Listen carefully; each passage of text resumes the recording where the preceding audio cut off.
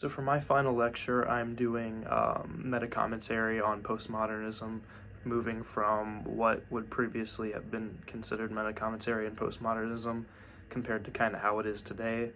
The biggest example that I took from the videos would be Scream. So it's kind of a horror movie that is about horror movies. I think that was a topic that really stuck with me and one that I really enjoyed because I instantly, listening to that, I thought of a couple of examples of that, of media that I have found in the past.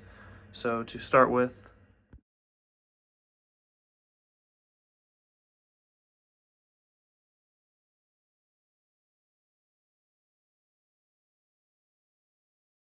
two of the examples that I came up with would be Interstellar and this one's it's more of a comedy, but Scott Pilgrim versus the World.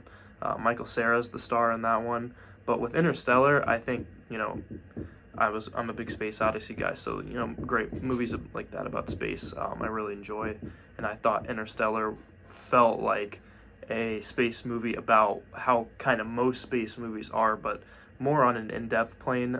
Interstellar came out in 2014, so more of a recent one, and Scott Pilgrim came out in 2004, where I believe the new kind of transition from modernism is going to start in the 2000s, different kind of art, different kind of technologies, different medias.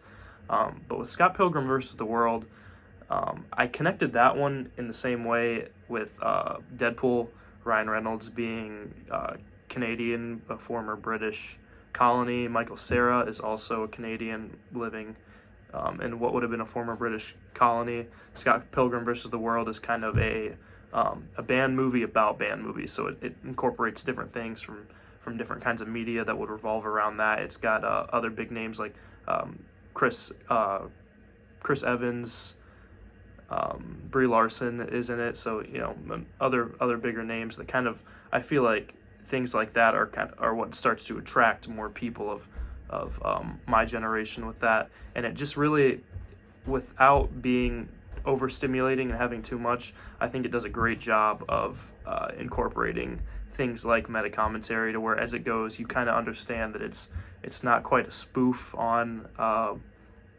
movies about bands. It's just kind of one describing what most of them are.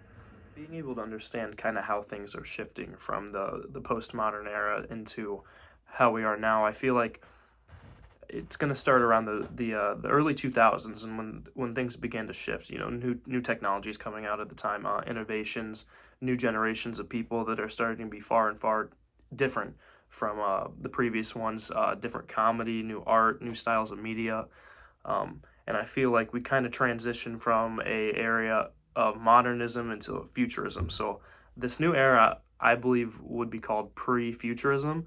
So starting to dip your feet into what could potentially happen. Things like AI are starting to advance far more, not only in people designing art, but in even music as well. There are whole songs that are being covered by people that have been dead for 20 years.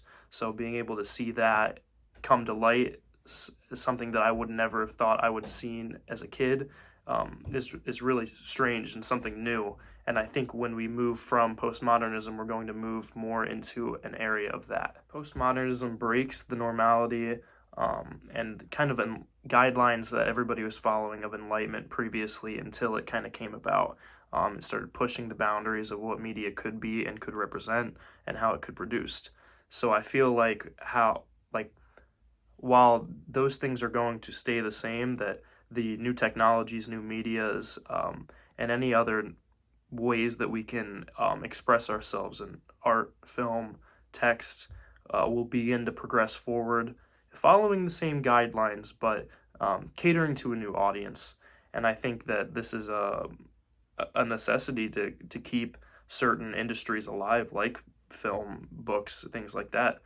Since I've started school, I've begun to see less and less paper, read less and less books from physical copies, but the literature is always there, and I think that's how it's going to stay, but we'll just see it in kind of different lights.